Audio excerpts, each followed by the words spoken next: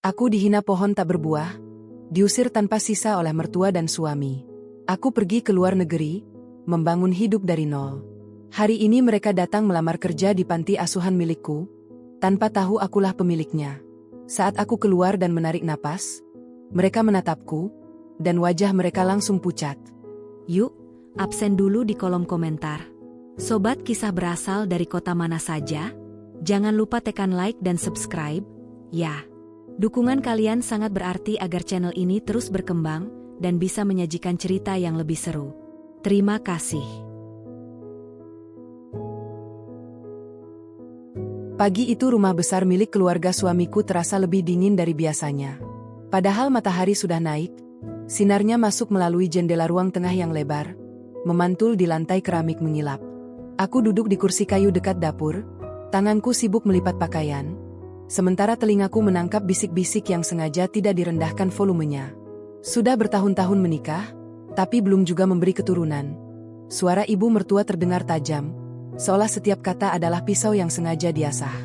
Perempuan seperti itu mau sampai kapan dipertahankan? Aku menunduk, berpura-pura tidak mendengar. Jantungku berdegup lebih cepat, bukan karena kaget, melainkan karena sudah terlalu sering. Kata-kata itu bukan hal baru bagiku. Sejak awal pernikahan, sejak hari demi hari berlalu tanpa tangis bayi di rumah ini, aku seakan menjadi sasaran empuk untuk segala kekecewaan yang tidak pernah benar-benar milikku. Aku menikah dengan lelaki yang kucintai, membawa harapan sederhana. Hidup tenang, saling menguatkan, dan membangun keluarga kecil yang hangat.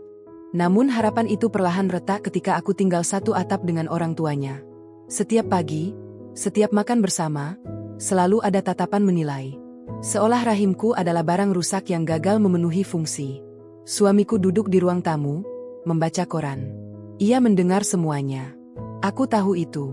Namun seperti biasa, ia memilih diam. Diam yang bagiku terasa lebih menyakitkan daripada teriakan.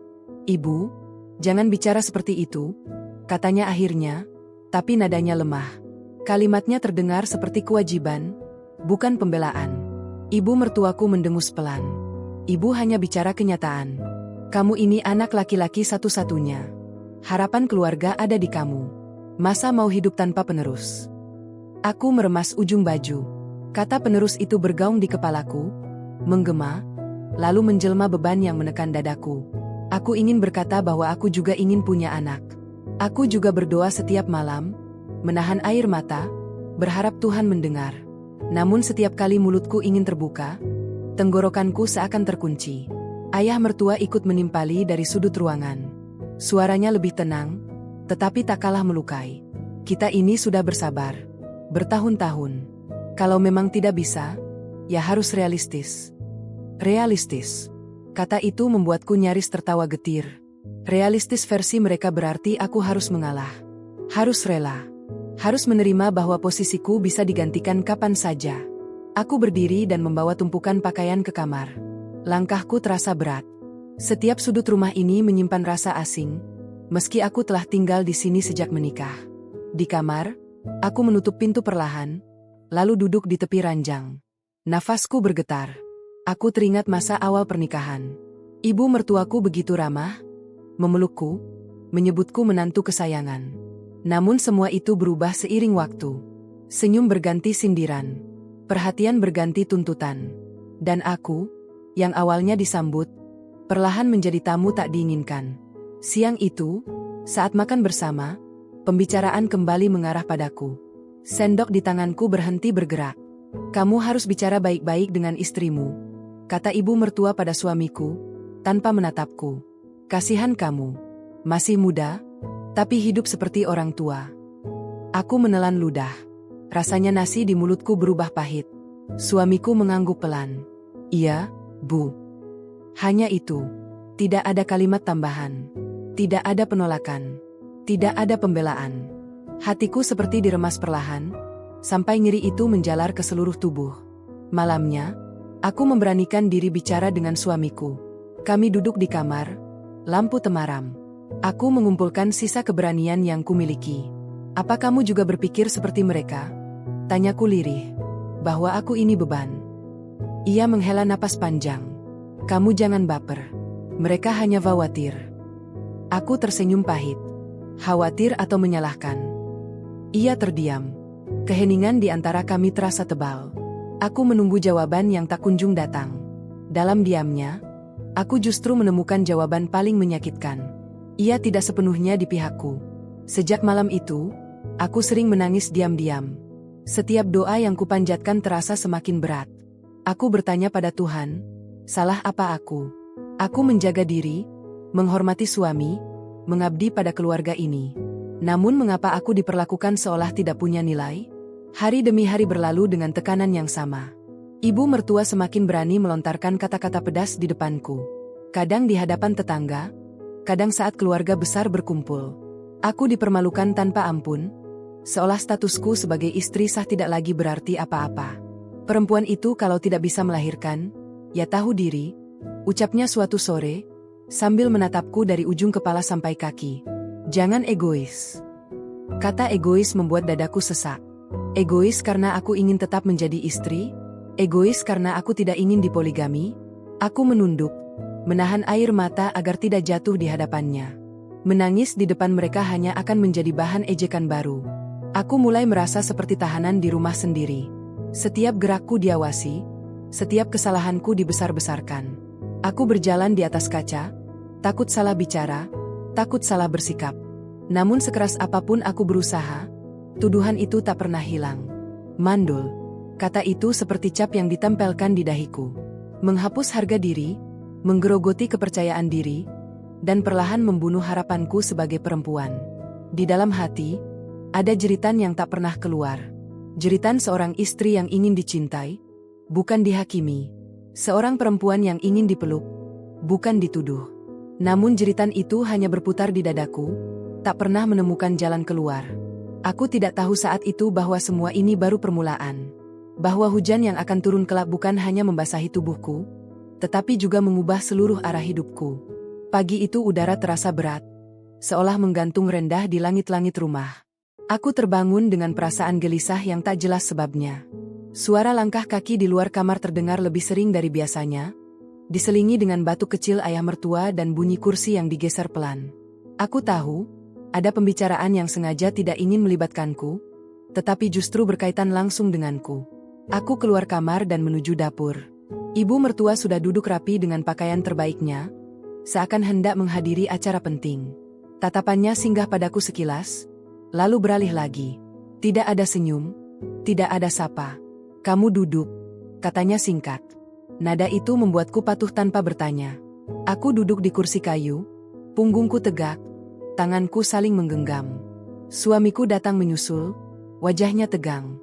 Ia duduk di sampingku, namun jarak di antara kami terasa seperti jurang.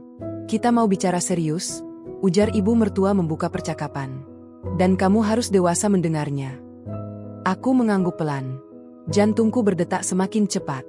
Setiap kata dewasa dari mulutnya selalu berujung pada tuntutan yang memojokkanku. Kamu tahu sendiri kondisi rumah tangga kamu. Lanjutnya. Sudah bertahun-tahun, tapi belum ada hasil. Kami sebagai orang tua tentu memikirkan masa depan anak kami. Aku menatap meja. Serat kayu yang tergores halus terlihat jelas, seolah ingin kuresapi untuk mengalihkan pikiranku dari kalimat-kalimat yang akan datang. Ayah mertua menyambung dengan suara datar. Kami sudah berdiskusi. Jalan terbaik adalah memberi kesempatan pada anak kami untuk menikah lagi. Kata-kata itu jatuh begitu saja, tanpa ragu, tanpa jeda. Aku membeku. Dadaku terasa kosong, seperti udara diambil paksa dari paru-paruku. Menikah lagi, ulangku lirih, hampir seperti bisikan pada diriku sendiri. Ibu mertua mengangguk tegas. Iya, ini bukan soal kamu buruk atau tidak. Ini soal keturunan. Soal tanggung jawab sebagai keluarga. Aku menoleh pada suamiku, mencari secercah penolakan, satu kata pembelaan. Namun ia hanya menunduk, kedua tangannya bertaut, seolah tengah bergulat dengan pikirannya sendiri. Bagaimana menurutmu? Tanyaku padanya, suaraku bergetar. Ia menelan ludah. Aku bingung. Aku terjepit. Kalimat itu menghantamku lebih keras dari dugaan apapun. Terjepit. Seolah aku dan orang tuanya berada di dua sisi yang sama berat. Seolah harga diriku bisa ditimbang dengan tradisi dan ambisi. Aku istrimu, kataku pelan. Aku pasangan hidupmu. Ibu mertua mendecak. Justru karena itu kami bicara baik-baik. Kamu tetap istri sah. Tidak ada yang mengusirmu. Kamu hanya perlu ikhlas. Ikhlas. Kata itu lagi. Selalu ikhlas. Seakan ikhlas adalah tombol ajaib untuk mematikan rasa sakit. Bagaimana aku bisa ikhlas berbagi suami? Tanyaku. Kali ini aku menatap langsung ke arah ibu mertua. Aku juga manusia. Aku punya perasaan. Wajahnya mengeras. Perasaan tidak boleh mengalahkan kewajiban. Perempuan itu dinilai dari kemampuannya memberi keturunan. Kalimat itu membuat mataku panas. Namun aku menahannya. Menangis di depan mereka hanya akan dianggap kelemahan. Aku berdiri perlahan. Aku tidak setuju. Ruangan mendadak sunyi. Bahkan suara burung di luar jendela seolah ikut berhenti. Apa katamu? Tanya ayah mertua. Aku tidak setuju. Ulangku dengan suara lebih tegas. Pernikahan ini janji antara aku dan suamiku. Bukan keputusan sepihak. Suamiku menatapku kaget. Kamu jangan membuat suasana semakin rumit. Aku tertawa kecil, getir. Rumit bagi siapa? Bagiku, ini sudah sangat sederhana. Aku tidak mau dipoligami. Ibu mertua bangkit dari kursinya. Kalau begitu, kamu egois. Kata itu kembali menghantamku. Egois karena mempertahankan martabat. Egois karena menolak diperlakukan sebagai pilihan kedua. Aku sudah banyak mengalah. Jawabku lirih. Aku tinggal di rumah ini, menerima semua kata-kata ibu, menelan hinaan, berharap suatu hari kalian melihatku sebagai manusia. Tapi sekarang kalian meminta lebih dari yang bisa kuberikan. Suasana memanas. Ibu mertua melangkah mendekat. Kalau kamu tidak bisa menerima keputusan keluarga ini, artinya kamu tidak menghormati kami. Aku menoleh pada suamiku sekali lagi. Katakan sesuatu. Pintaku. Apa kamu benar-benar ingin ini? Ia terdiam lama. Terlalu lama. Saat akhirnya ia berbicara, suaranya hampir tak terdengar. Aku tidak ingin menyakiti siapapun. Jawaban itu membuat hatiku runtuh. Karena dengan diamnya, aku adalah satu-satunya yang terluka. Aku kembali ke kamar dengan langkah gontai. Pintu kututup perlahan, lalu aku bersandar di baliknya. Air mata akhirnya jatuh, tak tertahankan. Dadaku sesak oleh rasa kecewa yang menggunung. Di kamar itu, aku duduk memeluk lutut. Kenangan awal pernikahan kembali menyeruak. Janji setia, tawa kecil, rencana masa depan. Semuanya kini terasa seperti cerita orang lain. Malamnya, aku tidak diajak makan bersama. Aku tahu itu bentuk hukuman diam-diam. Dari balik pintu, aku mendengar mereka tertawa kecil, membicarakan hal-hal yang tidak ingin kudengar. Aku merasa semakin terasing. Dalam kesunyian itu, aku mulai menyadari satu hal. Aku tidak hanya sedang kehilangan dukungan keluarga. Aku perlahan kehilangan tempatku sebagai istri. Aku berdoa malam itu dengan suara nyaris tak terdengar. Meminta kekuatan, meminta petunjuk. Aku tidak tahu jalan apa yang akan kupilih. Yang ku tahu, hatiku sedang berdiri di tepi jurang, menunggu satu dorongan kecil untuk jatuh sepenuhnya. Dan aku belum tahu bahwa penolakan kecil yang kuucapkan hari itu akan menjadi awal dari badai yang jauh lebih besar. Langit menghitam sejak sore, awan bergulung rendah seperti menahan amarah. Angin berdesir tajam, membuat dedaunan di halaman depan saling beradu dan berisik. Aku berdiri di ambang jendela kamar, menatap luar dengan perasaan tak menentu. Sejak pagi, suasana rumah terasa tegang. Tidak ada sapaan, tidak ada suara langkah yang biasa. Semua bergerak seperlunya, seakan aku bukan bagian dari mereka. Aku tahu, penolakanku kemarin tidak akan dibiarkan begitu saja. Ibu mertua bukan tipe orang yang menerima bantahan, apalagi dari perempuan yang dianggapnya tidak berguna. Aku menunggu sesuatu terjadi, meski tidak tahu apa bentuknya. Setiap detik terasa panjang. Menjelang maghrib, hujan mulai turun. Awalnya gerimis, lalu semakin deras. Atap rumah dipukul ribuan tetes air tanpa jeda. Aku menarik napas panjang, mencoba menenangkan diri. Saat itulah pintu kamarku diketuk keras. Keluar, suara ibu mertua terdengar dari luar. Tidak ada nada ajakan, hanya perintah. Aku membuka pintu perlahan. Di ruang tengah, ayah mertua duduk dengan wajah kaku. Suamiku berdiri di dekat pintu depan, tangannya menyilang di dada. Tatapannya kosong, tidak berani menemuiku. Kami sudah memutuskan, ujar ibu mertua tanpa basa-basi. Kamu tidak bisa tinggal di rumah ini lagi. Kalimat itu membuat kakiku lemas. Apa maksud ibu? Tanyaku, meski aku sudah bisa menebaknya. Kamu menolak keputusan keluarga? Lanjutnya. Itu berarti kamu tidak lagi menghormati kami. Rumah ini bukan tempat untuk perempuan keras kepala. Aku menoleh pada suamiku. Kamu setuju? Tanyaku, suaraku bergetar hebat. Ia menghela napas. Aku tidak bisa melawan orang tuaku. Jawaban itu seperti palu yang menghantam kepalaku. Semua harapan yang tersisa runtuh seketika. Aku tersenyum kecil, pahit. Jadi ini akhirnya. Ibu mertua melangkah ke arah kamarku dan membuka lemari.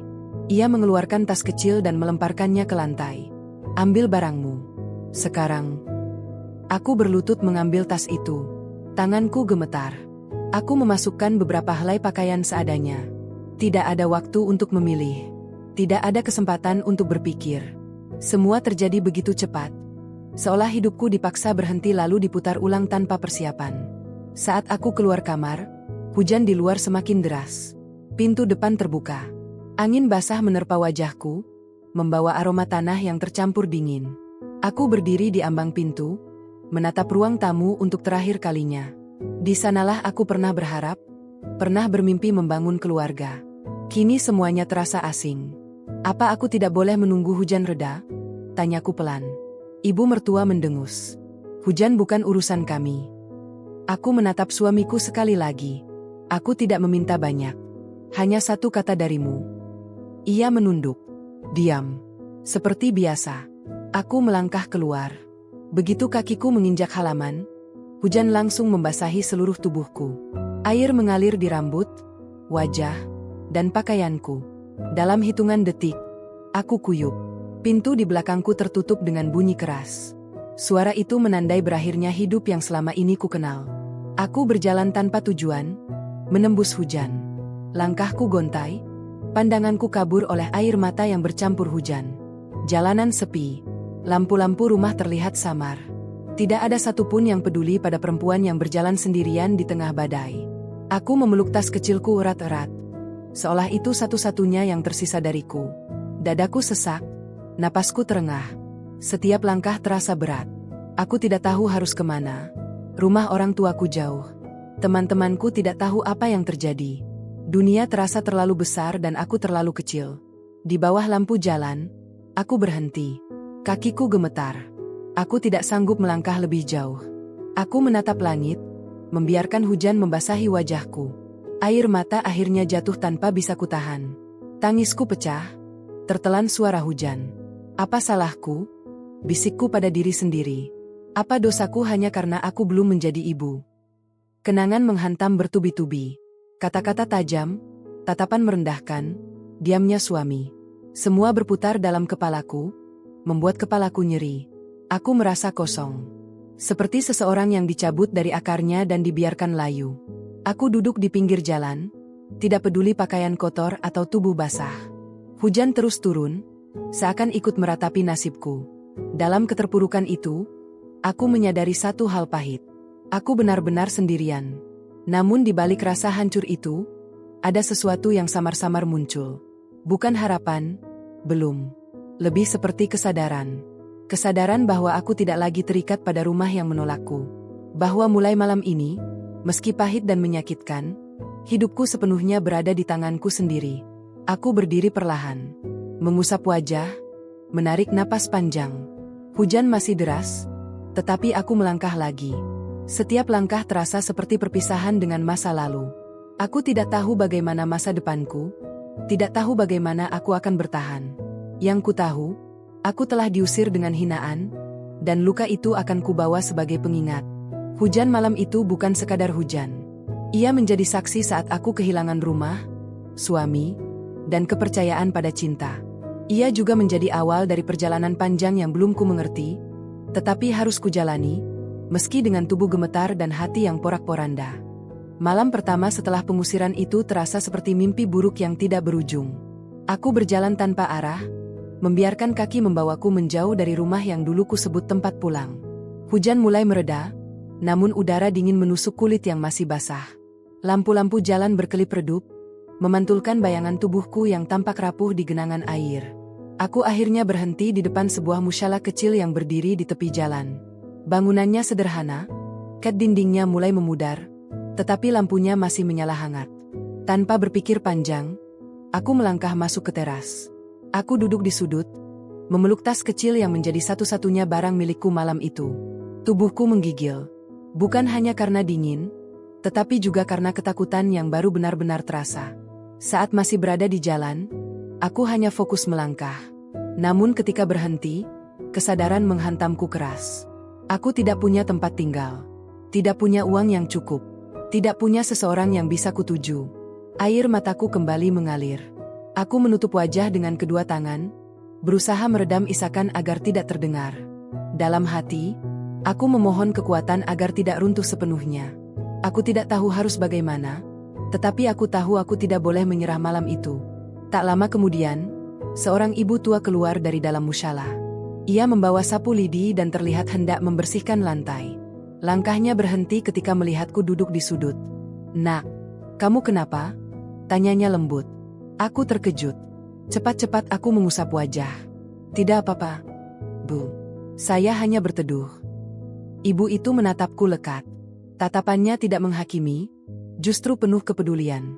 Ia mendekat, lalu duduk di sampingku. "Tidak apa-apa kalau mau cerita. Wajahmu kelihatan sangat lelah." Aku menunduk.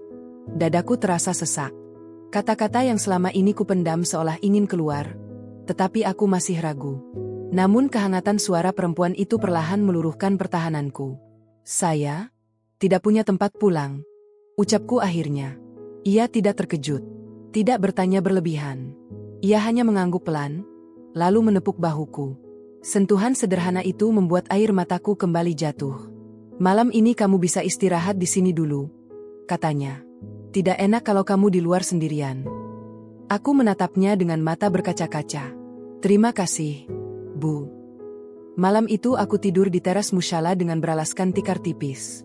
Tubuhku masih terasa nyeri dan dingin, tetapi setidaknya aku tidak lagi berada di bawah hujan. Sebelum memejamkan mata, aku menatap langit yang mulai cerah. Dalam hati, aku berjanji pada diriku sendiri bahwa aku harus bertahan, apapun yang terjadi. Pagi datang dengan suara ayam berkokok dan aroma tanah basah. Aku terbangun dengan tubuh pegal, tetapi pikiranku sedikit lebih jernih. Ibu tua yang menolongku tadi datang membawa segelas teh hangat dan sepotong roti. "Makan dulu," katanya. Aku menerima dengan tangan gemetar. Rasa hangat teh itu menjalar ke seluruh tubuhku, membuatku sadar betapa lapar dan lelahnya aku. Aku mengucapkan terima kasih berkali-kali, tetapi ia hanya tersenyum. "Kamu mau kerja apa saja?" tanyanya setelah beberapa saat. Pertanyaan itu membuatku terdiam. Aku pernah bekerja membantu usaha kecil sebelum menikah, tetapi sudah lama aku meninggalkannya. Dunia kerja terasa asing bagiku sekarang. Namun aku tahu aku tidak punya pilihan. "Apa saja, Bu?" jawabku jujur. "Yang penting bisa bertahan hidup." Ibu itu berpikir sejenak. "Saya kenal pemilik warung makan tidak jauh dari sini. Mereka kadang mencari pegawai tambahan. Kalau kamu mau, saya bisa mengantarkan." Harapan kecil muncul di dadaku. Aku mengangguk cepat. "Saya mau, Bu. Terima kasih banyak." Hari itu menjadi awal perjuanganku yang sesungguhnya. Aku berjalan bersama ibu tua itu menuju warung makan sederhana di pinggir jalan. Pemiliknya, pasangan suami istri parubaya, menatapku penuh pertimbangan ketika ibu itu menjelaskan keadaanku. "Kamu bisa masak?" tanya sang pemilik. "Bisa sedikit," jawabku gugup. "Cuci piring? Bersih-bersih?" "Saya bisa, Pak." Mereka saling berpandangan, lalu mengangguk. "Baiklah, kamu bisa coba kerja di sini.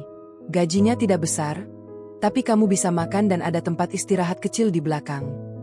Aku hampir menangis mendengarnya. Aku menunduk dalam-dalam, mengucapkan terima kasih berulang kali. Saat itu, aku merasa seperti diberi kesempatan kedua untuk hidup.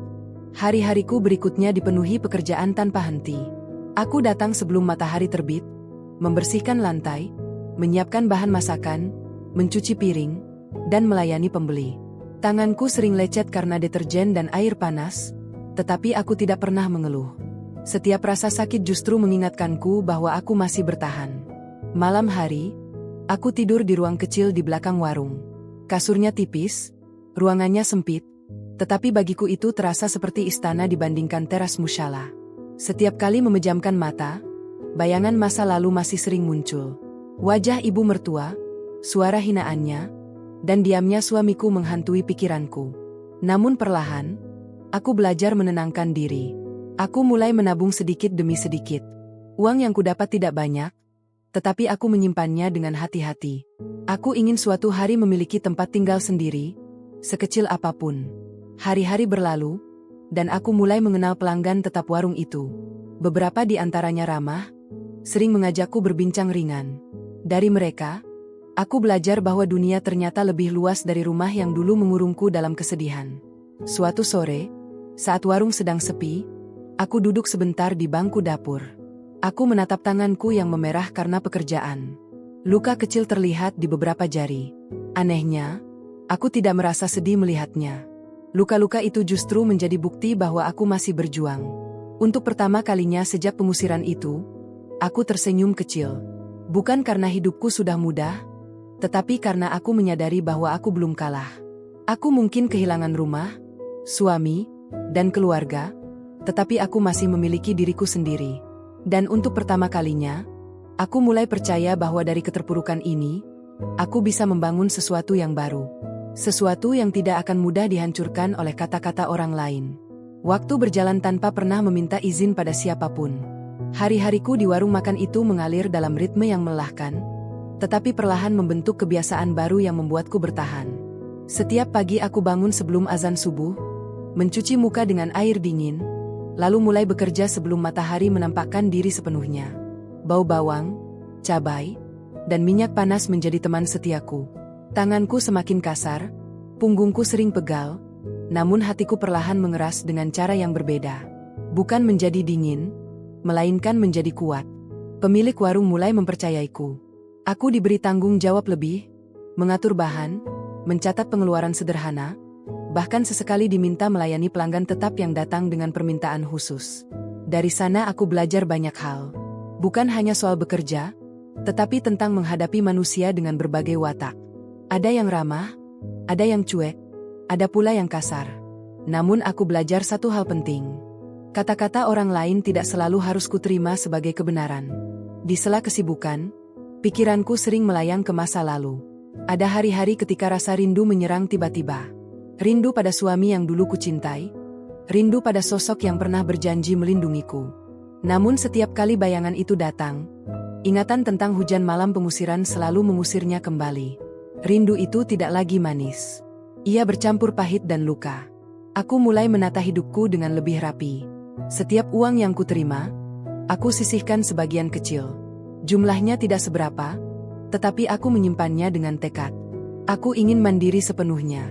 Aku tidak ingin lagi bergantung pada siapapun yang suatu hari bisa mengusirku dengan satu kalimat. Suatu siang, seorang pelanggan perempuan sering datang sendirian. Ia berpakaian rapi, pembawaannya tenang. Kami beberapa kali bertukar senyum, lalu mulai berbincang ringan. Dari obrolan-obrolan singkat itu, aku tahu ia memiliki usaha kecil di bidang jahit-menjahit. Suatu hari, tanpa rencana, aku memberanikan diri bertanya, "Bu, kalau saya mau belajar menjahit, apa bisa?" Tanyaku hati-hati. Ia menatapku sejenak, lalu tersenyum. "Bisa saja. Kamu tertarik?" Aku mengangguk. Saya ingin punya keahlian lain. Sejak hari itu, hidupku bertambah padat. Sepulang dari warung, aku datang ke tempatnya untuk belajar menjahit. Awalnya tanganku kaku memegang kain dan mesin. Benang sering kusut, jahitan melenceng. Namun aku tidak menyerah. Setiap kesalahan kuanggap sebagai pelajaran. Malam-malamku kini diisi suara mesin jahit. Bukan lagi tangisan. Tubuhku lelah, tetapi pikiranku sibuk mempelajari hal baru. Untuk pertama kalinya sejak lama, aku merasa memiliki tujuan. Bukan sekadar bertahan, tetapi melangkah maju. Waktu terus bergerak. Aku mulai menerima pesanan kecil. Memperbaiki pakaian, memendekkan celana, menjahit ulang baju yang robek. Uang tambahan itu kusimpan rapi. Sedikit demi sedikit, Tabunganku bertambah. Kepercayaan diriku pun ikut tumbuh. Aku pindah dari ruang kecil di belakang warung ke kamar kos sederhana. Ukurannya kecil, dindingnya tipis, tetapi itu adalah ruang pertamaku yang benar-benar milikku. Malam pertama di kamar itu, aku duduk di lantai sambil memandangi lampu redup. Aku tersenyum sendiri. Tidak ada kemewahan, tetapi ada kebebasan. Di kamar kos itulah aku sering merenung. Tentang hidup yang tidak selalu berjalan sesuai rencana. Tentang cinta yang ternyata rapuh ketika tidak disertai keberanian untuk membela. Aku berhenti menyalahkan diri sendiri. Perlahan aku menyadari bahwa kegagalanku bukan karena aku tidak cukup sebagai perempuan, melainkan karena aku berada di lingkungan yang salah. Hari demi hari, aku semakin sibuk. Jahit-menjahit mulai menjadi bagian penting hidupku. Aku belajar memasarkan hasil kerja kecilku melalui kenalan dan pelanggan warung. Tidak semuanya berjalan mulus. Ada pelanggan yang membatalkan pesanan, ada yang menawar terlalu rendah. Namun aku belajar bersikap tegas, sesuatu yang dulu sulit kulakukan. Pada suatu malam, setelah seharian bekerja, aku duduk di depan cermin kecil di kamar kos. Aku menatap wajahku sendiri. Wajah yang dulu sering dipenuhi air mata kini terlihat lebih tenang. Ada garis lelah, tetapi juga ada sorot mata yang berbeda. Sorot mata seorang perempuan yang tidak lagi sepenuhnya rapuh. Aku teringat kata-kata ibu mertua tentang nilai seorang perempuan. Dulu kata-kata itu menghantuiku, membuatku merasa tidak berharga. Kini aku menyadari betapa sempitnya pandangan itu. Nilai diriku tidak ditentukan oleh rahim, melainkan oleh keberanianku bertahan dan bangkit. Hubunganku dengan masa lalu perlahan memudar. Aku jarang lagi memikirkan suamiku. Bukan karena aku membencinya, tetapi karena aku lelah menyimpan harapan pada seseorang yang tidak pernah benar-benar memilihku. Aku memaafkan dalam diam, bukan untuk mereka, tetapi untuk diriku sendiri. Suatu sore, saat aku menutup jendela kamar kos karena hujan mulai turun, aku terdiam. Suara hujan selalu mengingatkanku pada malam pengusiran itu. Namun kali ini rasanya berbeda. Dadaku tidak lagi sesak. Ada sedikit getaran, tetapi tidak melumpuhkan. Aku menyadari bahwa hujan tidak selalu membawa kehancuran. Ia juga bisa menjadi tanda perubahan. Aku berdiri di balik jendela, menatap jalan yang basah. Dalam hati, aku berjanji. Aku tidak akan kembali sebagai perempuan yang sama. Aku akan kembali, suatu hari nanti, sebagai diriku yang utuh. Bukan untuk meminta pengakuan, melainkan untuk menutup lembaran lama dengan kepala tegak.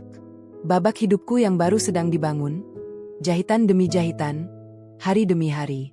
Aku belum tahu sejauh mana aku akan melangkah. Namun untuk pertama kalinya, aku yakin satu hal. Aku sedang menuju ke arah yang benar. Pagi itu aku berdiri di depan cermin lebih lama dari biasanya.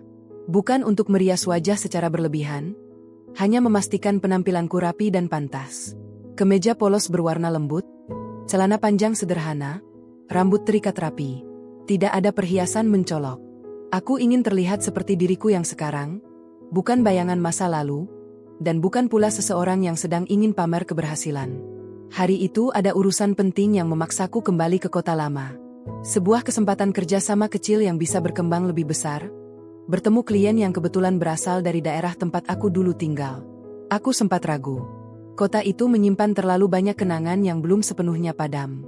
Namun aku tahu, aku tidak bisa terus bersembunyi. Jika aku ingin maju, aku harus berani menghadapi jejak-jejak lama. Perjalanan terasa sunyi. Dari balik jendela kendaraan, aku menatap pemandangan yang perlahan berubah menjadi akrab. Jalan-jalan yang dulu sering kulewati bersama suamiku, warung kecil di sudut jalan, pohon besar dekat persimpangan. Dadaku menghangat oleh campuran perasaan aneh. Bukan rindu, lebih seperti gema kenangan yang enggan benar-benar hilang. Aku menarik napas panjang ketika kendaraan berhenti di pusat kota.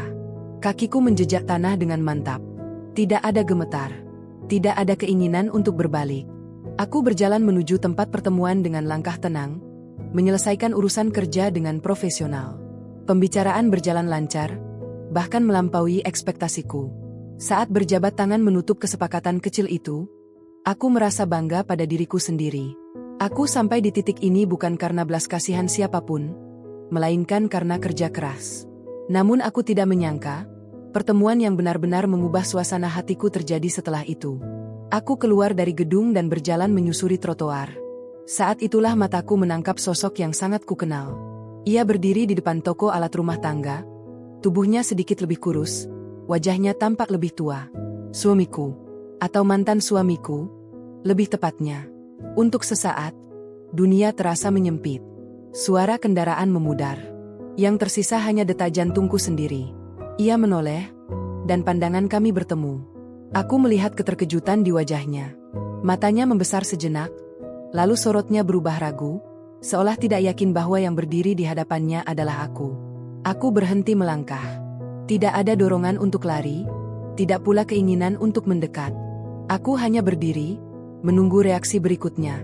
Kamu, katanya akhirnya, suaranya terdengar kaku. Kamu di sini.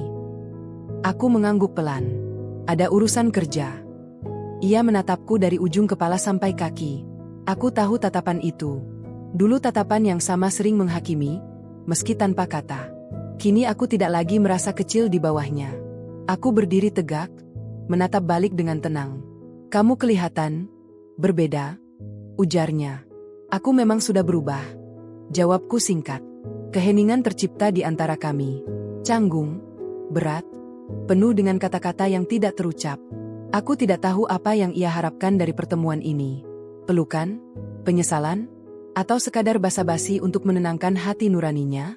Kamu tinggal di mana sekarang? Tanyanya hati-hati.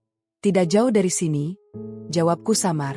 Aku tidak merasa perlu menjelaskan hidupku padanya. Ia mengangguk, lalu tersenyum tipis. Senyum yang terasa asing. Ibu, sering menanyakan kabarmu. Kalimat itu membuat dadaku bergetar halus. Aku menahan ekspresi. Untuk apa? Ia terdiam. Keadaan rumah tidak seperti dulu. Aku bisa menebak arah pembicaraan ini. Namun sebelum ia melanjutkan, suara lain menyela. Kamu benar-benar dia? Ibu mertuaku berdiri beberapa langkah di belakangnya. Aku tidak menyadari kehadirannya sampai suara itu terdengar. Wajahnya tampak pucat, keriput di sudut mata semakin jelas. Tatapannya meneliti wajahku dengan campuran kaget dan tidak percaya. Aku mengangguk sopan. Iya, Bu. Ia mendekat perlahan. Tidak ada nada tinggi, tidak ada tatapan merendahkan seperti dulu. Justru ada kegugupan yang tidak pernah kulihat sebelumnya. Kamu kelihatan sehat. Terima kasih, jawabku singkat. Kami bertiga berdiri di trotoar, menarik perhatian beberapa orang yang lewat. Aku merasa situasi ini semakin tidak nyaman. Kalau tidak ada lagi yang perlu dibicarakan, saya permisi, kataku, berniat pergi. Tunggu, kata ibu mertuaku cepat. Bisa kita bicara sebentar? Aku menatapnya. Dalam benakku, kenangan hujan, pintu tertutup, dan kata-kata kejam berkelebat. Namun wajah di hadapanku kini bukan wajah penuh kuasa. Ada sesuatu yang runtuh di sana. Ada apa, Bu? Tanyaku akhirnya. Ia menelan ludah. Di rumah, banyak masalah. Usaha ayahmu merugi. Kesehatan kami juga tidak seperti dulu. Aku mendengarkan tanpa menyela. Suamiku berdiri di sampingnya, terlihat gelisah. Kami hanya ingin tahu kabarmu. Tambahnya cepat, seolah takut aku salah paham. Aku mengangguk pelan. Kabar saya baik.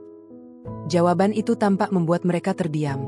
Mungkin mereka mengharapkan keluhan, atau air mata. Namun yang mereka dapatkan hanyalah ketenangan yang tidak bisa mereka sentuh. Kamu, sudah menikah lagi? Tanya suamiku ragu. Aku menatapnya lurus. Itu urusan pribadiku. Kalimat itu terasa seperti tembok yang tiba-tiba berdiri di antara kami. Aku melihat penyesalan di matanya, tetapi aku tidak lagi tergoda untuk menghiburnya. Aku harus pergi, kataku mantap. Ibu mertua mengangguk pelan. Kalau ada waktu, mampirlah. Aku tidak menjawab. Aku melangkah pergi, meninggalkan mereka berdiri di trotoar. Setiap langkah terasa berat, tetapi juga membebaskan. Dadaku berdebar keras, bukan karena takut, melainkan karena sesuatu yang lama terkunci kini terbuka kembali. Di dalam kendaraan, aku menutup mata sejenak. Pertemuan itu mengguncang ketenanganku. Aku menyadari bahwa masa lalu belum sepenuhnya selesai. Ia hanya menunggu waktu yang tepat untuk kembali mengetuk, membawa konsekuensi yang belum bisa kuterka. Aku tahu, mulai hari ini, hidupku tidak lagi hanya tentang bangkit dan melangkah maju. Aku akan dihadapkan pada pilihan-pilihan yang lebih berat. Dan badai yang sesungguhnya baru saja dimulai. Sejak pertemuan tak terduga itu, pikiranku tidak pernah benar-benar tenang.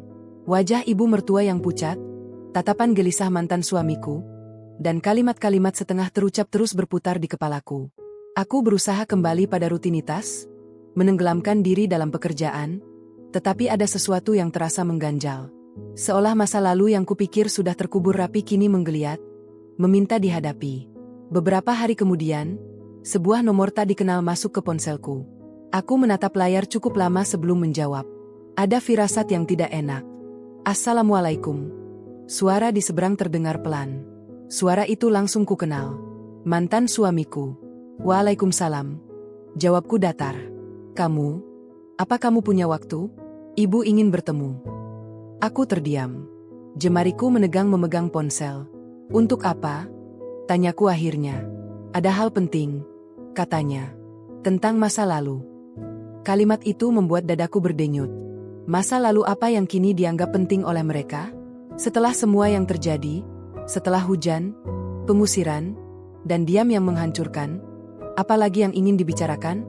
Aku akan pikirkan, jawabku singkat, lalu menutup sambungan.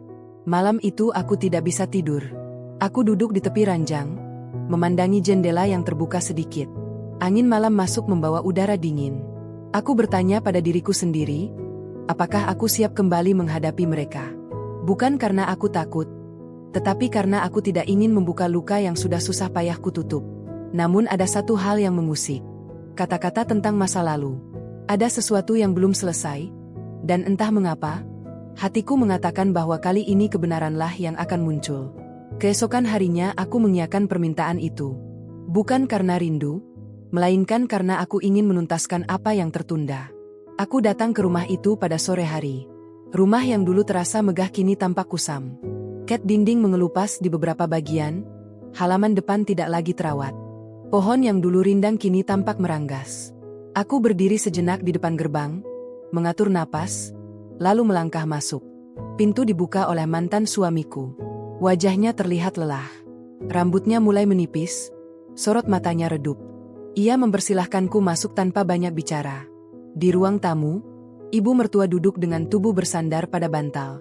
Ia tampak lebih kurus dari terakhir kali kulihat. Ayah mertua tidak terlihat. Kamu datang, ucapnya pelan. Aku mengangguk. Iya. Kami duduk berhadapan.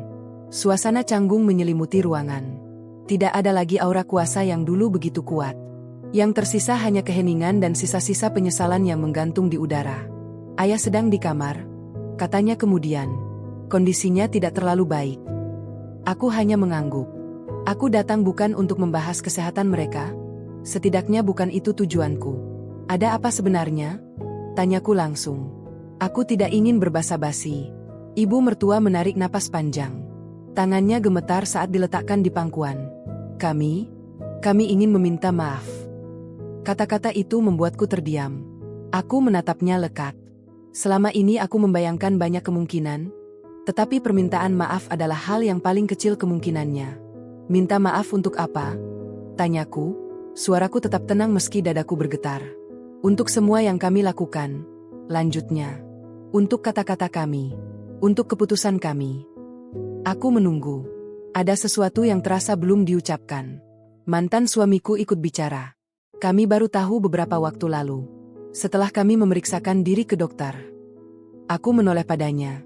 Memeriksakan apa? Ia menunduk. Soal keturunan. Ruangan terasa semakin sunyi. Jantungku berdetak keras. Aku mulai memahami arah pembicaraan ini, tetapi aku menahan diri agar tidak menyimpulkan terlalu cepat. Selama ini, katanya melanjutkan dengan suara serak. Bukan kamu yang bermasalah. Kalimat itu jatuh pelan, tetapi dampaknya seperti ledakan di dalam dadaku. Aku menatapnya tanpa berkedip. Masalahnya, ada pada aku. Aku terdiam lama. Ingatanku melesat ke tahun-tahun penuh hinaan, tuduhan, dan rasa bersalah yang kupikul sendirian. Kata mandul yang dilemparkan padaku berkali-kali. Tatapan merendahkan yang membuatku merasa tidak layak menjadi perempuan. Dan kini mereka mengatakan semua itu salah sasaran. Ibu mertua mulai menangis. Dokter bilang dari awal sebenarnya kamu tidak apa-apa. Tapi kami tidak pernah mau mendengar. Kami hanya ingin menyalahkanmu. Aku menarik napas dalam-dalam. Dadaku terasa sesak, bukan oleh amarah semata, tetapi oleh campuran emosi yang sulit dijelaskan. Ada marah, ada sedih, ada lega yang aneh. Kenapa baru sekarang? Tanyaku lirih. Karena kami baru mau memeriksakan semuanya setelah pernikahan keduanya gagal. Jawab mantan suamiku jujur. Istriku yang baru pergi. Aku memejamkan mata sejenak. Semua kepingan itu akhirnya menyatu. Kesombongan mereka runtuh oleh kenyataan yang tidak bisa dihindari. Selama ini, kataku perlahan, kalian menghancurkan hidupku karena sesuatu yang bukan salahku. Tidak ada yang membantah. Tangisan ibu mertua semakin keras. Mantan suamiku menunduk. Bahunya bergetar. Aku diusir. Lanjutku, suaraku mulai bergetar. Aku berjalan di tengah hujan tanpa tahu harus kemana. Aku kehilangan segalanya. Dan kalian bahkan tidak pernah mencariku. Ibu mertua bangkit dari duduknya dengan susah payah, lalu berlutut di hadapanku. Maafkan kami, pintanya terisak. Kami salah. Kami sangat salah. Pemandangan itu membuat dadaku terasa seperti diremas. Perempuan yang dulu begitu angkuh kini berlutut di hadapanku. Namun yang kurasakan bukan kemenangan. Justru ada kehampaan yang luas. Aku berdiri perlahan. Berdirilah, kataku pelan. Aku tidak datang ke sini untuk melihat siapa yang lebih rendah. Ia menatapku dengan mata sembab. Kami tidak tahu harus bagaimana menebusnya. Aku menghela napas panjang. Tidak semua luka bisa ditebus. Jawabku jujur. Ada luka yang harus diterima sebagai konsekuensi. Ruangan kembali sunyi. Aku menyadari bahwa inilah puncak dari semua yang kupendam. Kebenaran akhirnya terungkap. Aku tidak gila, tidak kurang, tidak gagal sebagai perempuan. Semua tuduhan itu runtuh dengan sendirinya. Aku akan pergi, kataku akhirnya. Kamu tidak akan kembali? Tanya mantan suamiku dengan suara nyaris tak terdengar. Aku menatapnya sekali lagi. Aku sudah pulang ke hidupku sendiri. Aku melangkah keluar dari rumah itu dengan langkah mantap. Saat pintu tertutup di belakangku, aku berhenti sejenak di halaman. Langit sore tampak cerah, tanpa awan. Tidak ada hujan. Air mata jatuh perlahan di pipiku, bukan karena sakit, melainkan karena beban bertahun-tahun akhirnya terangkat. Aku telah melewati puncak badai. Dan untuk pertama kalinya, aku benar-benar merasa bebas. Beberapa hari setelah pertemuan itu, aku mencoba kembali menata ritme hidupku. Aku mengira semuanya akan selesai setelah kebenaran terungkap. Aku salah. Justru sejak hari itu, ketenanganku diuji dengan cara yang lebih halus, tetapi jauh lebih berat. Pagi itu aku sedang menyelesaikan pesanan jahitan dalam jumlah cukup besar. Tanganku bergerak otomatis, tetapi pikiranku melayang. Kata-kata permintaan maaf, tangisan, dan pengakuan itu masih sering datang tanpa diundang. Aku berusaha fokus, meyakinkan diri bahwa aku tidak lagi punya kewajiban apapun pada masa lalu. Namun hidup seolah punya rencana lain. Ketukan pelan terdengar di pintu tempat kerjaku. Aku mengangkat kepala, sedikit terkejut. Jarang ada orang datang tanpa memberi kabar lebih dulu. Saat pintu kubuka, dadaku langsung mengeras. Ibu mertuaku berdiri di sana. Penampilannya jauh berbeda dari perempuan yang dulu selalu rapi dan penuh wibawa. Kerudungnya tampak kusam, wajahnya pucat, tubuhnya terlihat rapuh. Tangannya gemetar saat berpegangan pada gagang pintu. Untuk sesaat, kami saling menatap tanpa kata. "Aku boleh masuk?" tanyanya lirih. Aku ragu. Ada dorongan untuk menutup pintu, mengakhiri semuanya di sana. Namun kakiku seolah tertanam di lantai. Aku mengangguk pelan dan memberi jalan. Ia duduk perlahan di kursi, napasnya terlihat berat. Aku mengambilkan segelas air dan meletakkannya di hadapannya. Tanganku sedikit gemetar, bukan karena takut, melainkan karena konflik batin yang tiba-tiba menyerbu. "Ayah, kondisinya memburuk," katanya setelah beberapa saat. "Biaya rumah sakit semakin besar." Aku mendengarkan dalam diam. Setiap katanya seperti mengetuk dinding pertahananku satu persatu. "Usaha kami benar-benar jatuh," lanjutnya. "Hutang di mana-mana. Kami sudah menjual hampir semua yang bisa dijual." Aku menunduk. Gambaran rumah besar itu, halaman luas, dan suara perintah yang dulu begitu lantang kini terasa seperti cerita orang lain. Ada rasa iba yang muncul tanpa bisa kutahan, tetapi segera diikuti oleh ingatan pahit yang menampar kesadaranku. Kami tidak punya siapa-siapa lagi, katanya dengan suara pecah. Dan aku tidak tahu harus meminta tolong pada siapa selain kamu. Kalimat itu membuat dadaku sesak. Perempuan yang dulu mengusirku di tengah hujan kini duduk di hadapanku, meminta pertolongan. Dunia benar-benar berputar dengan cara yang kejam dan ironis. Aku tahu aku tidak pantas, katanya cepat, seolah membaca pikiranku. Aku tahu aku sudah menghancurkan hidupmu. Tapi aku mohon, jika masih ada sedikit saja belas kasih di hatimu. Ia terisak. Tangannya mencengkeram ujung bajunya, seakan itu satu-satunya penopang yang tersisa. Aku berdiri dan melangkah menjauh, mendekati jendela. Aku menatap jalanan di luar, berusaha menenangkan napas. Di kepalaku, dua suara saling bertabrakan. Satu berteriak agar aku menutup pintu masa lalu selamanya. Yang lain berbisik tentang kemanusiaan, tentang tidak membiarkan seseorang tenggelam meski ia pernah mendorongku ke jurang. Apa mantan suamiku tahu ibu datang ke sini? Tanyaku tanpa menoleh. Ia menggeleng. Tidak. Aku datang sendiri. Aku mengangguk pelan. Ada kejujuran di sana? Atau mungkin hanya keputusasaan yang tidak lagi peduli pada gengsi? Ibu, kataku akhirnya, berbalik menghadapnya. Apa yang ibu minta ini sangat berat. Ia menatapku penuh harap. Aku tahu. Aku membangun hidupku dari nol. Lanjutku, suaraku bergetar. Aku tidur di teras musyalah. Aku bekerja sampai tanganku berdarah. Aku menelan hinaan dan rasa sakit sendirian. Dan saat aku membutuhkan pertolongan, tidak satu pun dari kalian datang. Air mata ibu mertua kembali jatuh. Aku menyesal, katanya terbata. Tidak ada hari tanpa penyesalan. Aku memejamkan mata. Kata menyesal itu terlambat, tetapi aku juga tahu, membiarkan mereka hancur tidak akan menyembuhkan lukaku. Aku tidak akan kembali, kataku tegas. Aku tidak akan menjadi bagian dari keluarga itu lagi. Ia mengangguk cepat. Aku tidak meminta itu. Aku juga tidak bisa melupakan. Lanjutku. Luka itu nyata. Ia menunduk. Aku mengerti. Ruangan kembali sunyi. Aku merasakan dadaku naik turun tak beraturan. Inilah titik yang paling sulit. Bukan saat aku diusir, bukan saat aku dituduh, melainkan saat aku dihadapkan pada pilihan yang tidak hitam putih. Aku akan membantu, kataku akhirnya, pelan namun jelas. Sebatas kemanusiaan. Bukan karena masa lalu, bukan karena hubungan keluarga. Ibu mertua mengangkat kepala, matanya membesar. Terima kasih, katanya lirih, lalu berlutut spontan di hadapanku. Aku segera mundur selangkah. Jangan lakukan itu, ujarku tegas. Aku tidak ingin merasa lebih tinggi dari siapapun. Ia berdiri dengan susah payah, menangis tanpa suara. Aku mengambil napas panjang, lalu melanjutkan.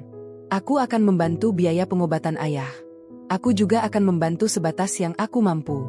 Tapi setelah itu, aku ingin kita benar-benar berpisah dengan cara yang sehat. Ia mengangguk berkali-kali. Aku tidak akan menuntut apapun. Saat ia pergi, aku duduk lama di kursi. Tubuhku terasa lelah, bukan secara fisik, melainkan emosional. Aku merasa seperti baru saja melewati medan perang terakhir. Tidak ada sorak kemenangan, tidak ada kepuasan. Hanya keheningan yang panjang. Malam itu aku pulang dengan langkah berat. Di kamar, aku duduk di lantai, memeluk lutut. Air mata akhirnya jatuh, mengalir tanpa suara. Bukan karena aku menyesal membantu, melainkan karena aku akhirnya mengerti bahwa kekuatan sejati bukan tentang membalas, melainkan tentang memilih siapa diriku sebenarnya. Aku bisa saja menutup pintu dan membiarkan mereka menanggung akibatnya. Itu hakku. Namun aku memilih jalan yang berbeda. Bukan untuk mereka, tetapi untuk diriku sendiri. Agar aku tidak menjadi perempuan yang hidup dengan dendam. Agar aku tidak membiarkan masa lalu mengubah hatiku menjadi keras dan pahit. Di luar, hujan turun perlahan. Aku menatap jendela, mendengarkan suara tetesannya. Untuk pertama kalinya, hujan tidak lagi terasa sebagai ancaman. Ia hanya hujan, datang dan pergi. Aku mengusap wajah, menarik napas panjang. Puncak konflik hidupku telah kulewati. Yang tersisa kini adalah jalan panjang menuju kedamaian, jalan yang kupilih dengan sadar, meski tidak mudah. Dan malam itu, di tengah suara hujan yang lembut, aku tahu satu hal dengan pasti. Aku telah menang, Bukan atas mereka, tetapi atas diriku sendiri. Hujan gerimis turun sejak pagi, membasahi halaman rumah besar yang kini berdiri angkuh di pinggiran kota. Rumah itu tidak dibangun untuk pamer, tetapi setiap sudutnya memancarkan ketenangan dan wibawa. Di teras, wanita itu berdiri dengan wajah tenang, secangkir teh hangat di tangannya. Matanya menatap taman kecil yang ia rawat sendiri, tempat bunga-bunga bermekaran tanpa tergesa, seolah tahu kapan harus tumbuh dan kapan harus diam. 5 tahun telah mengubah banyak hal. Bukan hanya hidupnya, tetapi juga caranya memandang masa lalu. Rasa sakit yang dulu menggerogoti dada kini telah mengeras menjadi pelajaran. Ia tidak lagi hidup untuk membuktikan apapun. Ia hidup karena ia pantas bahagia. Pintu pagar terbuka perlahan. Sebuah mobil tua berhenti dengan suara mesin yang berat. Dari dalamnya turun 2 sosok yang sangat ia kenal, namun terasa asing. Langkah mereka ragu, bahu mereka sedikit membungkuk, dan sorot mata mereka tidak lagi menyimpan keangkuhan. Mertua laki-lakinya tampak jauh lebih tua. Rambutnya memutih hampir seluruhnya, wajahnya keriput, dan napasnya terdengar berat. Di sampingnya, sang mertua perempuan berjalan tertatih, menggenggam tas lusuh seolah itu satu-satunya penopang harga diri yang tersisa. Wanita itu tidak bergerak. Ia tidak menyambut, tidak pula mengusir. Ia hanya menunggu. Akhirnya, mereka berdiri di hadapannya. "Maafkan kami." Suara itu keluar lebih pelan dari yang pernah ia dengar. Tidak ada lagi nada memerintah. Tidak ada lagi kesombongan. Hatinya tidak bergetar. Tidak ada amarah yang melonjak, tidak pula kepuasan. Yang ada hanya keheningan panjang, seperti jarak waktu yang akhirnya menyusul mereka semua. "Kami tidak punya siapa-siapa lagi," lanjut sang mertua perempuan, suaranya bergetar. "Kami sudah mencoba bertahan sendiri, tapi kami kalah." Wanita itu meletakkan cangkir tehnya perlahan. Ia mempersilakan mereka duduk di kursi teras. Gerakannya sopan, datar, tanpa emosi berlebihan. Justru ketenangan itu yang membuat kedua orang tua di hadapannya semakin menunduk. Ia mengingat malam ketika dirinya diusir. Hujan deras, pakaian basah, dan kata-kata tajam yang menghantam lebih menyakitkan daripada cuaca. Ia ingat bagaimana dirinya dianggap tidak berguna hanya karena belum mampu memberikan keturunan. Ia ingat bagaimana suaminya memilih diam, membiarkan ibunya berbicara, membiarkan dirinya pergi tanpa payung, tanpa pembelaan. Namun hari ini, kenangan itu tidak lagi menyayat. Ia sudah melewati masa terburuk. Ia telah membangun dirinya kembali dari puing-puing yang ditinggalkan orang-orang yang seharusnya melindunginya. "Apa yang sebenarnya kalian inginkan?" tanyanya akhirnya, suaranya lembut namun tegas. Sang mertua laki-laki menarik napas panjang. "Kami sakit. Rumah kami dijual. Tabungan habis untuk biaya pengobatan. Anak kami..." Ia terdiam, wajahnya mengeras oleh rasa malu. Ia tidak lagi peduli pada kami. Wanita itu mengangguk pelan. Tidak ada rasa puas mendengar itu. Hanya kesadaran pahit bahwa keputusan-keputusan masa lalu memang selalu menagih harga. "Aku tidak datang untuk mengungkit masa lalu," lanjut sang mertua perempuan dengan suara hampir berbisik. "Kami tahu kami salah. Kami sangat salah. Kami hanya berharap sedikit belas kasih." Kata itu, belas kasih, menggantung di udara. Dulu, tidak ada satupun yang mereka berikan padanya. Namun kini, merekalah yang memintanya. Ia berdiri, melangkah masuk ke dalam rumah, meninggalkan mereka di teras dengan hati penuh kecemasan. Beberapa saat kemudian, ia kembali dengan sebuah map tipis di tangannya. "Aku bisa membantu," katanya tenang. Kedua mata di hadapannya langsung berbinar, bercampur harap dan takut. "Tapi bukan dengan cara yang kalian bayangkan." Ia menjelaskan perlahan. "Biaya pengobatan akan ditanggung. Tempat tinggal sederhana akan disediakan. Namun tidak ada kemewahan. Tidak ada rumah besar. Tidak ada kekuasaan. Semua bantuan itu murni untuk memastikan mereka bisa hidup dengan layak, bukan untuk mengembalikan posisi mereka sebagai pihak yang berkuasa. Kalian tidak lagi berhak mengatur hidupku." Lanjutnya, menatap mereka satu persatu. "Dan aku juga tidak akan membiarkan hidupku diatur oleh rasa dendam." Air mata jatuh dari wajah sang mertua perempuan. Tangisnya pecah, bukan tangis manipulatif, melainkan tangis orang yang benar-benar menyadari kesalahannya. "Kami terima," katanya lirih. "Kami tidak pantas meminta lebih."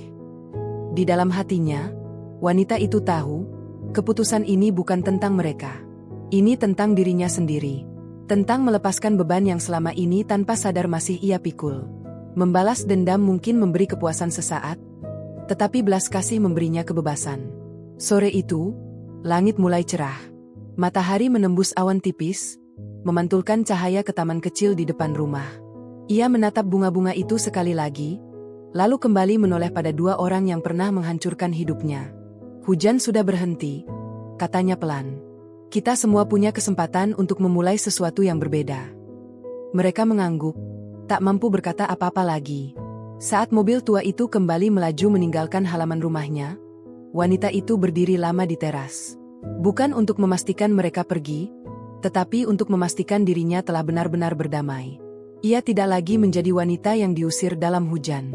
Ia adalah wanita yang memilih jalan hidupnya sendiri, tanpa perlu merendahkan siapapun, termasuk orang-orang yang pernah melukainya. Pagi itu datang dengan tenang, tanpa hujan, tanpa angin kencang, seolah dunia ikut menghormati perubahan yang telah terjadi.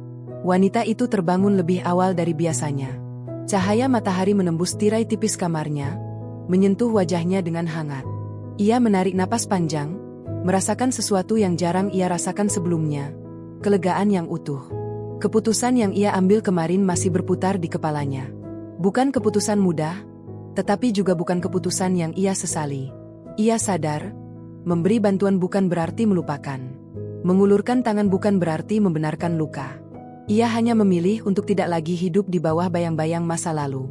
Di dapur, ia menyiapkan sarapan sederhana. Aroma roti panggang dan teh hangat memenuhi ruangan. Setiap gerakan tangannya terasa ringan, seolah beban yang selama ini menekan dadanya telah benar-benar dilepaskan. Ia duduk di meja makan seorang diri, namun tidak merasa kesepian. Justru disitulah ia menemukan keutuhan dirinya. Telepon genggamnya bergetar pelan. Sebuah pesan masuk dari nomor yang sudah lama tidak ia simpan, namun masih sangat ia kenal. Ia menatap layar cukup lama sebelum membukanya. Aku dengar orang tuaku datang menemuimu. Benarkah? Tidak ada sapaan hangat. Tidak ada permintaan maaf. Hanya kalimat pendek yang terdengar canggung, hampir defensif. Ia tersenyum kecil, bukan karena lucu, tetapi karena akhirnya ia benar-benar paham. Pria itu tidak pernah berubah, selalu terlambat memahami. Ia membalas singkat, tanpa emosi berlebih. Benar, mereka sudah kutangani. Beberapa menit berlalu sebelum balasan berikutnya datang. Terima kasih. Aku tidak tahu harus bagaimana lagi. Ia membaca kalimat itu berulang kali. Dulu, ia mungkin akan menunggu kata-kata tambahan. Sebuah pengakuan. Sebuah penyesalan. Kini, ia tahu tidak semua orang mampu meminta maaf. Bahkan ketika hidup memaksa mereka bertekuk lutut. Aku tidak melakukannya untukmu. Balasnya jujur. Aku melakukannya untuk diriku sendiri. Setelah itu, ia meletakkan ponselnya di meja dan tidak menunggu jawaban. Ada batas yang sudah ia tarik dengan jelas. Ia tidak menutup pintu, tetapi ia juga tidak membiarkan siapapun masuk sembarangan lagi. Hari itu ia pergi ke kantor lebih awal. Gedung tinggi dengan kaca-kaca besar itu berdiri megah di tengah kota, menjadi saksi perjalanan hidupnya selama 5 tahun terakhir. Ia tidak mendapatkan semua ini dengan mudah. Ada malam-malam tanpa tidur, ada air mata yang jatuh diam-diam, ada rasa takut gagal yang terus menghantui. Namun semua itu ia lalui sendiri, tanpa bergantung pada siapapun yang pernah meragukannya. Rekan-rekannya menyambut dengan senyum hormat. Mereka mengenalnya sebagai pemimpin yang tegas, adil, dan tidak suka drama. Tidak banyak yang tahu kisah masa lalunya. Ia memang sengaja menyimpannya. Bukan karena malu, melainkan karena masa lalu itu tidak lagi mendefinisikan dirinya. Di ruang kerjanya, ia berdiri di depan jendela besar, memandangi kota yang sibuk. Dulu, ia pernah bermimpi hidup tenang bersama keluarga kecil yang sederhana. Mimpi itu hancur, tetapi dari runtuhannya, ia membangun mimpi baru yang lebih kokoh. Siang menjelang, ia menerima laporan bahwa kondisi kesehatan mertuanya mulai stabil. Dokter menyatakan pengobatan berjalan baik, meski membutuhkan waktu panjang. Ia mengangguk saat membaca laporan itu, tidak merasakan apapun selain kepastian bahwa keputusannya tidak salah. Sore hari, ia pulang lebih cepat. Di perjalanan, pikirannya melayang pada dirinya yang dulu. Wanita yang pulang ke rumah mertua dengan hati berdebar, selalu berusaha cukup, selalu berusaha diterima. Ia hampir tidak mengenali sosok itu sekarang. Sesampainya di rumah, ia mengganti pakaian dan duduk di taman kecilnya. Angin sore menyentuh wajahnya lembut. Burung-burung kecil beterbangan di antara pepohonan. Untuk pertama kalinya, ia benar-benar menikmati keheningan tanpa rasa takut akan suara masa lalu yang tiba-tiba muncul. Ia menyadari satu hal penting. Pengampunan tidak selalu berarti rekonsiliasi. Kadang, pengampunan hanya berarti berhenti berharap orang lain berubah. Malam itu, ia menuliskan sesuatu di buku catatan pribadinya. Bukan keluhan, bukan kemarahan. Ia menulis tentang dirinya sendiri, tentang perempuan yang pernah jatuh sangat dalam namun bangkit tanpa menyalahkan dunia. Ia menulis tentang keberanian memilih bahagia meski tidak dimengerti semua orang. Teleponnya kembali bergetar, namun kali ini ia tidak segera meraihnya. Ia tahu, tidak semua pesan perlu dijawab. Tidak semua masa lalu perlu diberi ruang di masa kini. Ia menutup buku catatannya, menatap langit malam yang cerah. Bintang-bintang bertaburan, seolah mengingatkannya bahwa hidup selalu memberi lebih dari satu jalan. Ia hanya perlu berani memilih. Di dalam hatinya, ia berbisik pelan pada dirinya sendiri, janji yang tidak akan ia langgar lagi. Ia tidak akan pernah mengecilkan dirinya demi diterima. Ia tidak akan membiarkan siapapun menentukan nilai hidupnya. Malam itu berlalu dengan tenang. Tidak ada tangis. Tidak ada amarah. Hanya seorang wanita yang akhirnya berdiri sepenuhnya di atas kakinya sendiri, siap melangkah ke hari esok tanpa bayang-bayang masa lalu. Dan di sanalah ia tahu, kisahnya belum berakhir. Namun kali ini, ia adalah penulisnya sendiri. Pagi berikutnya hadir dengan udara yang lebih sejuk dari biasanya. Wanita itu berdiri di depan cermin, menatap pantulan dirinya sendiri. Tidak ada lagi mata sembab atau bahu yang menunduk. Yang ia lihat adalah sorot mata tenang, penuh kesadaran, dan keyakinan yang tumbuh perlahan namun kokoh. Ia tersenyum tipis, bukan untuk siapapun, melainkan untuk dirinya sendiri. Hari itu ia mengambil cuti. Bukan karena lelah, tetapi karena ingin memberi ruang bagi pikirannya. Ada hal-hal yang perlu ia renungkan tanpa gangguan rapat, telepon, atau angka-angka laporan. Ia mengenakan pakaian sederhana, lalu melangkah keluar rumah dengan langkah ringan. Tujuannya bukan tempat mewah. Ia pergi ke sebuah taman kota yang tenang, tempat anak-anak bermain dan orang-orang tua duduk berbincang tanpa beban. Ia memilih bangku di bawah pohon besar, menghirup udara dalam-dalam. Di sana, kenangan datang tanpa diundang. Ia teringat hari-hari awal pernikahan. Saat ia masih percaya bahwa cinta dan kesabaran cukup untuk menghadapi segalanya. Ia teringat bagaimana ia menahan air mata setiap kali kata, "mandul," dilontarkan seolah itu dosa yang disengaja. Ia teringat bagaimana ia menyalahkan tubuhnya sendiri, bahkan sempat membenci dirinya karena tidak mampu memenuhi harapan orang lain. Namun kenangan itu kini terasa jauh. Tidak lagi menusuk, hanya meninggalkan jejak seperti bekas luka lama yang sudah kering. Seorang anak kecil berlari melewatinya sambil tertawa riang. Wanita itu memperhatikan dengan senyum lembut. Dulu, pemandangan seperti itu sering membuat dadanya sesak. Kini tidak lagi. Ia tidak merasa kurang. Ia hanya berbeda. Ponselnya bergetar pelan. Kali ini bukan pesan dari masa lalu, melainkan dari seseorang yang kini menjadi bagian dari hidupnya. Seorang sahabat yang menemaninya sejak masa terendah, yang tidak pernah menuntut penjelasan, hanya menawarkan kehadiran. "Kau baik-baik saja?" Pesan itu singkat, penuh perhatian. Ia membalas, "Aku baik. Lebih baik dari sebelumnya." Dan itu bukan kebohongan. Sore hari, ia menyempatkan diri mengunjungi tempat tinggal sederhana yang ia sediakan untuk mertuanya. Bukan karena kewajiban, tetapi karena ingin memastikan batas yang ia tetapkan tetap terjaga. Ia datang tanpa membawa apapun selain ketenangan. Mereka menyambutnya dengan sikap berbeda. Tidak ada lagi tatapan meremehkan. Yang ada hanya rasa segan dan hati-hati. Ia berbicara seperlunya, memastikan kebutuhan medis terpenuhi, lalu pamit tanpa berlama-lama. Di perjalanan pulang, ia menyadari sesuatu yang penting. Ia tidak lagi datang sebagai menantu yang ingin diterima. Ia datang sebagai manusia yang memilih berbuat baik tanpa mengorbankan harga diri. Malam itu, ia duduk di ruang tamu rumahnya dengan lampu temaram. Ia membuka kembali buku catatan pribadinya. Tangannya berhenti sejenak sebelum menulis. Ia berpikir tentang arti keluarga, tentang makna rumah, tentang kebahagiaan yang sering disalahartikan. Ia menulis pelan, baris demi baris, Tentang perempuan yang pernah dipatahkan oleh kata-kata, namun disembuhkan oleh keberanian untuk pergi. Tentang perempuan yang belajar bahwa nilai dirinya tidak ditentukan oleh rahim, status, atau pengakuan siapapun. Air mata menetes, namun bukan air mata sedih. Itu air mata pelepasan. Ia menutup buku itu dan memeluk dirinya sendiri, sebuah gestur kecil yang terasa sangat berarti. Untuk pertama kalinya dalam hidupnya, ia benar-benar berdamai dengan masa lalu tanpa harus menghapusnya. Di luar, malam berjalan perlahan. Langit gelap membentang luas, tetapi tidak lagi terasa menakutkan. Wanita itu tahu, apapun yang menunggunya esok hari, ia akan menghadapinya dengan kepala tegak. Karena kini, ia tidak lagi hidup untuk membuktikan apapun. Ia hidup karena ia memilih untuk mencintai dirinya sendiri sepenuh hati. Pagi terakhir dalam kisah hidupnya yang lama datang dengan cahaya lembut. Wanita itu membuka jendela kamarnya, membiarkan udara segar masuk tanpa ragu. Tidak ada lagi rasa was-was, tidak ada bayangan masa lalu yang menempel di ambang pintu. Ia berdiri sejenak, memejamkan mata, lalu tersenyum kecil seolah mengucapkan selamat tinggal pada versi dirinya yang dulu.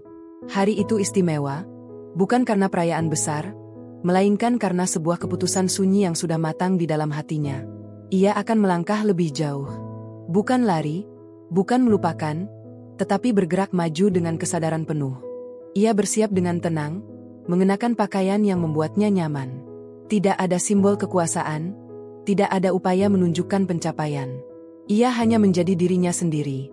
Sebelum keluar rumah, ia menatap taman kecil yang selama ini menjadi saksi proses penyembuhannya.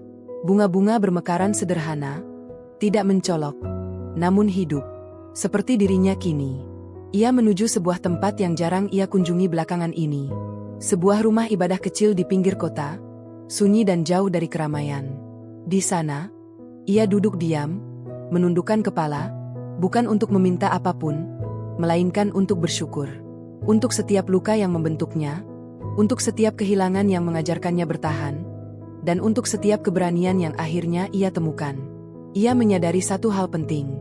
Hidup tidak selalu memberi keadilan dengan cara yang kita harapkan, tetapi selalu memberi kesempatan untuk memilih bagaimana kita meresponsnya. Dalam keheningan itu, ia melepaskan sisa-sisa beban yang mungkin masih tertinggal.